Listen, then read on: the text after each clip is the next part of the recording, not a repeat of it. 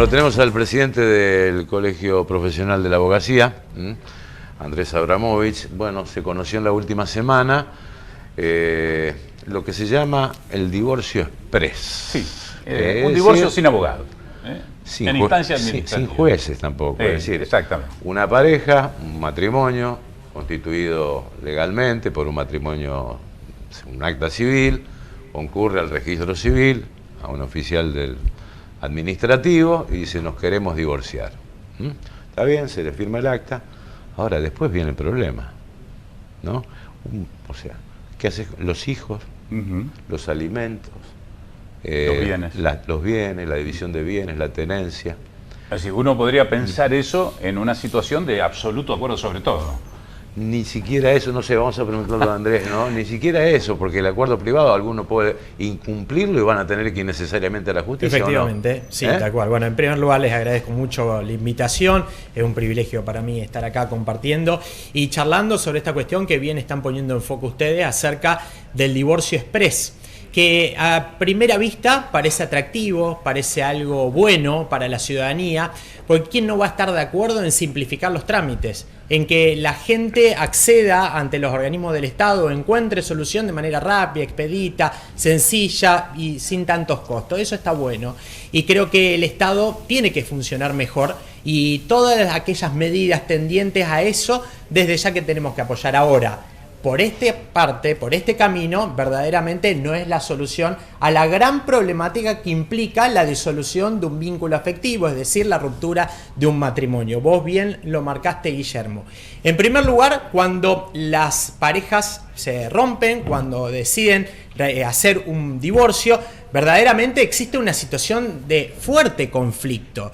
Y ese conflicto trae acercado, como bien manifestó Guillermo, consecuencias accesorias pero trascendentes en la vida de las personas, como ser el régimen de visita, el cuidado de los hijos menores, qué va a pasar con los alimentos, qué va a pasar con los bienes, qué va a pasar con la compensación económica que es un instituto en virtud del cual, una vez que se inscribe la sentencia de divorcio, la persona que se encontró en una situación de desequilibrio económico respecto de la otra, porque puede ser que una de las partes de un matrimonio tenía que trabajar y otra se quedó al cuidado de los hijos y no podía realizar ninguna actividad retributiva. Bueno, durante el lapso ese no tuvo ningún ingreso. Una vez inscrita la sentencia de divorcio tendría 6 meses para reclamar. Si no lo reclama en esos 6 meses, se pierde el derecho a hacerlo. Es decir, la persona que no tuvo ningún ingreso económico, pierde la posibilidad de realizarlo si no cuenta con el debido asesoramiento profesional.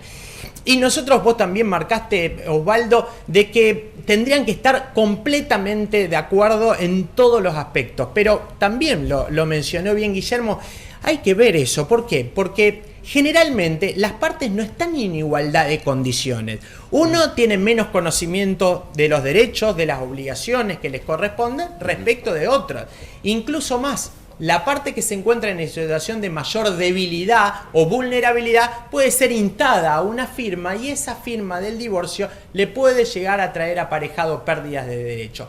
Complementario con esta, la situación se agrava que en el registro civil, lo escuché la semana pasada, el director del registro civil, no cuentan con la infraestructura necesaria para recepcionar trámites que tienen que ver, supuestamente, si esto se convierte en ley, con el divorcio administrativo, lo cual la ciudadanía va a tener que transitar por 2 organismos, es decir, primero ante el registro civil, ante, como bien marcaron, un oficial del registro que lo único que hace es certificar.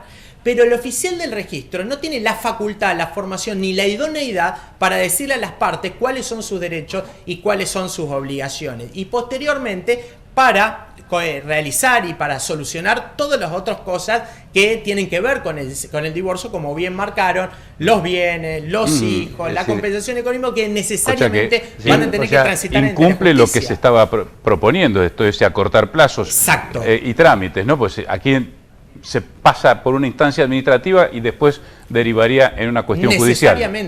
necesariamente, y no solamente eso, que el gobierno tiene el discurso de ahorrar, y está buenísimo, ahorrar, recortar, ahora, no a cualquier costo. ¿Por qué? Porque si efectivamente se sanciona el divorcio administrativo, tendría que tener mayor dotación de personal e infraestructura en los registros civiles, es decir, que le traslada los problemas a la provincia. ¿Y quiénes pagan eso? Pagamos todos nosotros, pagamos todos los ciudadanos la mayor dotación de personal, la necesidad de adecuar las estructuras a estas nuevas tramitaciones, si en definitiva se convierte en ley. Por lo tanto, no es un ahorro. Y reitero lo que dije al comienzo, lo que a simple vista parece atractivo, si empezamos a profundizar un poquito más, vemos los efectos perniciosos que esto puede llegar a traer aparejado. Ahora, Andrés, uno recuerda con la sanción del divorcio en democracia en el 87 por proyecto de un santafesino, terrible, ¿no? Exacto.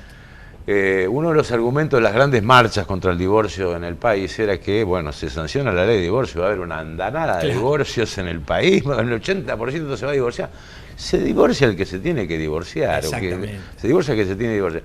¿Qué valor tiene un documento, como decía Osvaldo, si están plenamente de acuerdo, un documento privado ante un escribano o el registro público? Y bien vos decías, bueno, pero hay partes débiles y partes fuertes. Yo no quiero hablar de hombre y mujer. Exacto. No quiero hablar de ese tema, porque a veces es distinta la relación, pero acordamos una división de bienes, resulta que el hombre tenía sociedades ocultas, sociedades offshore, es decir, y tenía un montón de plata que no aparece dentro del matrimonio, por ejemplo, ¿no? Es decir, eso termina en la justicia. Termina en la justicia, necesariamente, o sea, lo que implica un doble costo y doble tiempo. Y además de eso, cabe añadir que en el año 2015, con la modificación del Código Civil, que es el cuerpo legal que rige las relaciones privadas entre las personas, se instauró el divorcio express, en el sentido de que cualquier persona que quiere divorciarse de otra puede iniciar su trámite ante la justicia con el debido asesoramiento, y lo hace sin necesidad de invocar alguna culpa. O sea que las partes pueden ir de común acuerdo y también pueden ir de manera unilateral para manifestar que el vínculo se tiene que disolver, y el juez no puede hacer otra cosa que aceptar la voluntad, obviamente resguardando las garantías constitucionales. Entonces, ¿cómo que algo funciona bien hoy en día en la realidad tribunalicia de todo el país lo queremos modificar para instaurar esta figura que va a traer más perjuicios que beneficios? ¿Qué antecedentes tiene? Como para tratar de entender el porqué, ¿no? Porque esto no puede ser de algún trasnochado que diga, bueno, a ver, ¿cómo podemos recortar?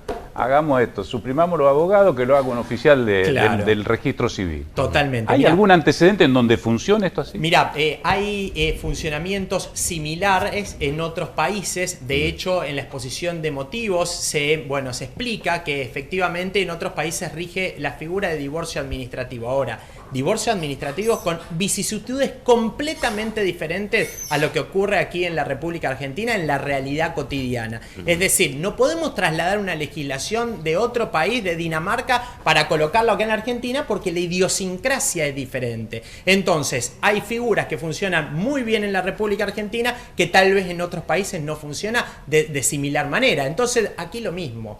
En otros países está esta figura, pero países con completamente otra idiosincrasia. Entonces, nosotros no podemos atenernos a esos fundamentos, sino tenemos que ver lo que funciona. Y hoy los divorcios en el ámbito del Poder Judicial funcionan correctamente, y sobre todas las cosas, teniendo en consideración que las partes que acuden ante el Poder Judicial tienen la garantía de que sus derechos van a ser respetados. Con este divorcio, como bien marcó Guillermo, ante un oficial de un registro civil, de manera alguna van a ser respetados, salvaguardados sus garantías elementales. Ahora, Andrés, esto no es una defensa corporativa de los profesionales, ¿no? Es decir, porque hoy se conoció también, a partir del Ministerio de Transformación y Desregulación, que se elimina el registro de abogados del ANSES. O sea, que cualquiera puede ir a hacer su trámite sin el asesoramiento de un profesional. Exacto, vos lo dijiste perfectamente en el tema de que nosotros no estamos realizando una tarea de defensa sectorial o una defensa corporativa, sino que al unísono todo el ámbito académico, el ámbito de la justicia, bueno, el ámbito ni hablar abogadil, se pronunció en contra de estos divorcios administrativos. Y ahora respondo a lo que vos decís respecto a esta nueva medida del Poder Ejecutivo de la Nación. Cuando se modificó en el año 2015 el Código Civil y Comercial, eso fue producto de la deliberación de los más notables juristas de la República Argentina. Y no por capricho establecieron la posibilidad de que el divorcio tiene que tramitarse en la vía judicial y no por medio del registro civil. Entonces, esto es fruto de grandes fundamentos de aquellos que conocen el derecho. Por otro lado, lo que marcás vos, Guillermo, que hoy nos noticiamos respecto de esta medida del Poder Ejecutivo Nacional, que elimina el registro para que se inscriban profesionales que puedan asesorar a una persona que se quiera jubilar, por ejemplo. No lo vemos negativo porque de alguna manera esto da libertad a cualquiera que tiene la matrícula, que tiene la potestad de ejercer la abogacía, puede hacerlo sin necesidad de estar estipulado en un registro, que eso verdaderamente el registro limita la libertad de trabajo y nosotros siempre estuvimos en desacuerdo de eso. Así que se le abre la posibilidad a los colegas para que cualquiera que tenga la formación y cualquiera que sea elegido por un cliente pueda realizar el trámite ante el ANSES. Andrés, ¿qué pensás sobre todo en la formación de futuros abogados con, digamos, el veto al financiamiento educativo y la pelea? Por ejemplo, esta semana la lucha universitaria incluye prácticamente toda la semana. Toda la semana. Exactamente, toda la semana venimos arrastrando medidas de fuerza de similar tenor en las semanas anteriores. Y esto quiero dejar bien asentado mi punto de vista en defensa irrestricta de la universidad pública. De hecho, nuestra Universidad Nacional del Litoral funciona perfectamente bien. No estoy de acuerdo con la toma de las facultades, que acá de hecho lo tuvimos uno de los primeros días de medidas de fuerza, pero después no se vislumbró otras, pero en el resto del país no estoy de acuerdo. Creo que la lucha se tiene que dar desde adentro, dándole a conocer a las personas cuál es la verdadera situación, y claramente el Poder Ejecutivo tiene que poner su ojo, su mirada para ver el destino en la educación, y sobre todo en la educación pública, para que cualquiera pueda acceder. Gracias, Andrés. Gracias a ustedes, muy atentos.